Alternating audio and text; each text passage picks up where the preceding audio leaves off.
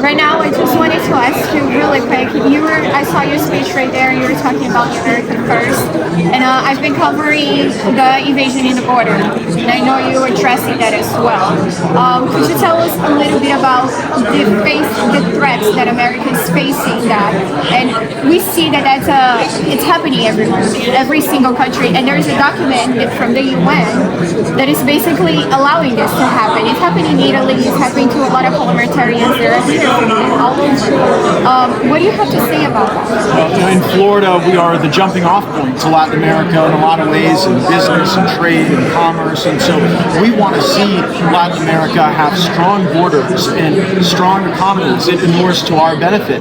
The traffickers and the cartels and even some of the globalist entities that you referenced that are facilitating these mass waves of humanity across borders, that's really existing to create a more permissible environment for the thugs and criminals. And the drugs are able to move more easily when you don't have those well-established borders. And so my hope is that we see more Latin American countries look at some of the examples set by President Bukele in El Salvador, where we've seen a reduction in crime, where we've seen a restoration of territorial integrity, and certainly in Brazil, you guys have got a lot of work to do to have fair elections, and also to I think go back to some of the policies that Brazil had previously that were more in line with. We're trying to get Bolsonaro back. I've been living in Florida for 9 years now. I'm also American, so I bring information back and forth. Now we see this as an attack to sovereignty.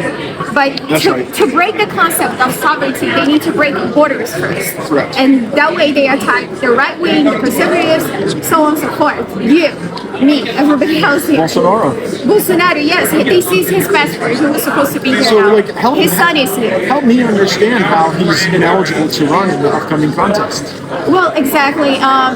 We have a judicial dictatorship right now. The dictatorship there is coming by the Supreme Court, not by Lula per se. You know, it's a different type.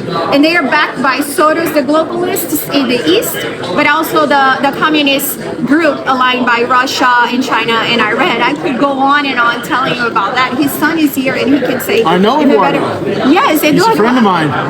Good. I'm about to meet him soon. But and I was just talking to Rob Ross, Hernan Tudash, another parliamentarians from the European Union that have been fighting against that sovereignty attack as well. And what's happening in Brazil, they're attacking the agricultural business there. It's happening here.